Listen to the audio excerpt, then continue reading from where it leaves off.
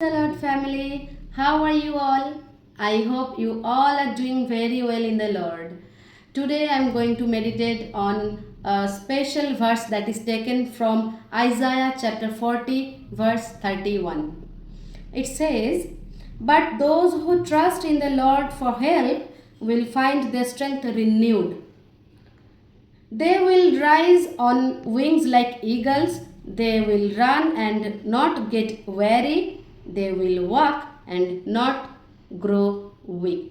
Amen. বাংলায় এটা বলছেন, যারা সদাপ্রভুর অপেক্ষা করেন সাহায্যের জন্য, আশীর্বাদের জন্য, তারা কখনো শান্ত হবেন না, শ্রান্ত হবেন না, ক্লান্ত হবেন না, অবসন্ন হবেন না, কিন্তু ঈশ্বর তাদেরকে নতুন নতুন প্রতিদিন উত্তরোত্তর ঈগল পাখির মতো নতুন যৌবন, নতুন শক্তি দিয়ে আশীর্বাদযুক্ত করবেন। Amen. I divided this verse into few points and God has given me a beautiful revelation through this verse. আমাদের নিজেদের শক্তি, নিজেদের বল, নিজেদের বুদ্ধিতে আমরা সফলতা নাও পেতে পারি, ব্যর্থ হই, কিন্তু যখন we depend on our Almighty god, যখন আমরা ঈশ্বরের ওপরে নির্ভর করব, অপেক্ষা করব, ঈশ্বর কিন্তু তার পরিকল্পনার মধ্যে নিয়ে যাবেন। এবং তার জন্য god is calling us through this verse, যে তোমরা যখন পরিশ্রান্ত, যখন হতাশাগ্রস্ত, ভগ্ন হৃদয়, তখন তোমরা আমার কাছে এসো, আমি তোমাদেরকে আশীর্বাদ যুক্ত করব, তোমাদের শক্তিকে আমি বৃদ্ধি করব। Amen. The first point in this, এর মধ্যে প্রথমত আমি যেটা বলতে চাই, সদাপ্রভুর ওপরে নির্ভর করা বা অপেক্ষা করা।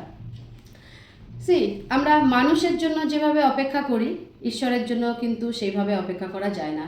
ঈশ্বরের অপেক্ষা করার একটা আলাদা দিক আছে, আমাদের অবশ্যই সেটা শিখতে হবে, জানতে হবে, বুঝতে হবে যে ঈশ্বরের প্রতি আমরা কিভাবে অপেক্ষা করতে পারি। অপেক্ষাটা হলো একটা নির্দিষ্ট টাইম পিরিয়ড, সেই টাইম পর্যন্ত আমাকে ধৈর্য এবং বিশ্বাস সহকারে এভরিডে একটা প্রেয়ারফুল লাইফ, মানে প্রার্থনার জীবনযাপনের মধ্যে দিয়ে যেতে হবে। বিশ্বাস এবং ধৈর্য, এই দুটোই কিন্তু আমাদের সহজাত গুণ, সহজাত প্রবৃত্তি নয়। এই দুটো নিয়ে আমরা কেউ জন্মগ্রহণ করিনি। আমাদের মধ্যে অনেক ডাউটস আছে, অনেক অবিশ্বাস আছে, অনেক অধৈর্য রয়েছে, কিন্তু আমরা এই যে বিশ্বাস এবং ধৈর্য, both of these are fruits of Holy Spirit. তো আমাদেরকে ঈশ্বরের কাছে চাইতে হবে, we have to pray to our God Almighty. God, give us patience, give us a spirit of prayer, make us more faithful. তো যখন আমরা প্রার্থনা করব, তখন কিন্তু ঈশ্বর আমাদেরকে আরও মজবুত করবেন। বিশ্বাস, ধৈর্য এবং প্রার্থনাশীল জীবন, যখন আমরা এইভাবে চলবো, যখন এটা আমাদের সহজাত হয়ে যাবে, যখন এটা আমাদের লাইফস্টাইল হয়ে যাবে, তখন কোনো বাধা, কোনো প্রতিকূল পরিস্থিতি আমাদেরকে ভেঙে ফেলতে পারবে না, আমাদের উপরে প্রভাব ফেলতে পারবে না। নাম্বার 2, সেকেন্ড ইন দিস, নতুন শক্তি লাভ করা বা নতুন যৌবন লাভ করা। কিভাবে করতে পারি? ঈশ্বর আমাদের শুধু শারীরিক শক্তি বৃদ্ধি করেন, বল দেন, তা না, কিন্তু একটা যুদ্ধক্ষেত্রে জয়লাভ করতে গেলে শুধু মাসেল পাওয়ার থাকলে কিন্তু হয় না। সেখানে বুদ্ধির শক্তি, হৃদয়ের শক্তি, আত্মিক শক্তি, আমাদের সমস্ত রকমের মানসিক শক্তি খুবই মজবুত হতে হবে, তখনই কিন্তু আমরা যুদ্ধে জয়লাভ করতে পারবো।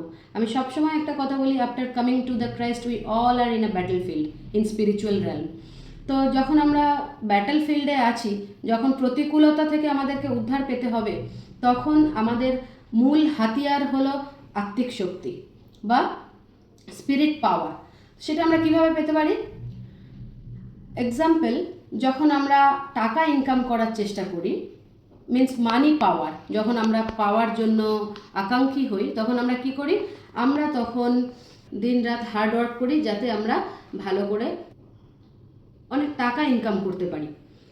সেম, যখন আমরা স্পিরিচুয়াল পাওয়ার, যখন আত্মিক শক্তি আমাদের প্রয়োজন, তখন আমাদের ঈশ্বরীয় বিষয়, আত্মিক বিষয়গুলো নিয়ে বেশি করে কাজ করতে হবে। Then we can get more power of holy spirit. যেমন Bible reading, everyday prayer, everyday worship, freely worship যখন আমরা করব, তখন কিন্তু অবশ্যই ঈশ্বর আমাদের নতুন শক্তি দেবেন, নতুন যৌবন দেবেন। আর ঈশ্বরের শক্তির মধ্যে একটা বিশেষ গুণ আছে, যেটা আমি রিয়েলাইজ করেছি, সাহস। যখন আমরা ঈশ্বরের শক্তির আত্মা প্রাপ্ত হই, তখন আমাদের মধ্যে কিন্তু একটা বিজয়ের সাহসের আত্মা আসে। ঈশ্বর বলছেন, আমি তোমাদের ভয়ের আত্মা দিইনি, কিন্তু শক্তি এবং সাহসের আত্মা দিয়েছি। তো শক্তি আসা মানে শুধু যে আমাদের মধ্যে পাওয়ার এসছে তা না, তার সাথে সাথে আমরা সাহসেও অনেকটা মজবুত হই। Mean today devil, the biggest weapon of devil is fear. দিয়াবল সব থেকে বড় যে টুলটা ব্যবহার করছে মানুষকে পরাজিত করার জন্য, ইটস ফিয়ার অনলি। তো যখন আমরা শক্তি পাবো, তখন কিন্তু এই ফিয়ার অফ ডেভিল, এটা কিন্তু আমাদের মধ্যে থাকবে না। আমেন। থার্ড ইন দিস, এর মধ্যে তৃতীয়ত হলো ঈগল পাখির মতো ওপরে ওঠা। See, one question came in my mind when I was meditating on this verse. So many birds are there around us. Why eagle is chosen by God? ঈশ্বর কেন ঈগল পাখিকেই বেছে নিলেন? Then I got to know, eagle পাখি হলো একমাত্র পাখি যে যখন ওপরে ওঠে, উড়ে উড়ে যখন উপরের দিকে যায়, তখন যতই ঝড় আসুক না কেন, যতই কালো গাঢ় মেঘ আসুক না কেন, মিন্স প্রতিকূল পরিস্থিতি যতগুলোই আসুক না কেন, তার ওপরে ওঠার পথে বাধা দেওয়ার জন্য ঈগল পাখি কী করে, সেই ঝড়ের প্রচণ্ড সাংঘাতিক স্টর্ম, তার ঝড়ের বাতাসটাকে কাজে লাগিয়ে সে আরও দ্রুত আরও ওপরে উঠে যায়। What a beautiful meaning. তো আমি বিশ্বাস করি, যখন আমরাও ঈশ্বরের শক্তি, ঈশ্বরের ধৈর্য, ঈশ্বরের প্রতি বিশ্বাস রাখব, তখন কিন্তু আমাদের সামনে যতই বড় ঝড় আসুক, যতই প্রতিকূল পরিবেশ আসুক, সেই প্রতিকূলতা আমাদেরকে ডোবাতে পারবে না, আমাদেরকে ভাঙতে পারবে না, ডিস্ট্রয় করতে পারবে না। কিন্তু আমরা বুদ্ধিপূর্বক সেই প্রতিকূল পরিবেশকে কাজে লাগিয়ে আরও মজবুত, আরও বিশ্বাসে দৃঢ়, আরও শক্তিশালী হয়ে কিন্তু এগিয়ে যেতে পারবো। কোনো স্ট্যাগনেশন আমাদের সামনে সেই সময় দাঁড়াতে পারবে না। Amen. Last and final in this, চতুর্থত এবং শেষত হলো, তোমরা দৌড়াবে, কিন্তু তোমরা কোনোভাবে ক্লান্ত হবে না এবং অবসন্ন হবে না। এমন নয় যে ঈশ্বর বিশ্বাসীদের কোনোদিন শারীরিকভাবে ক্লান্ত হতে দেবেন না, তা না।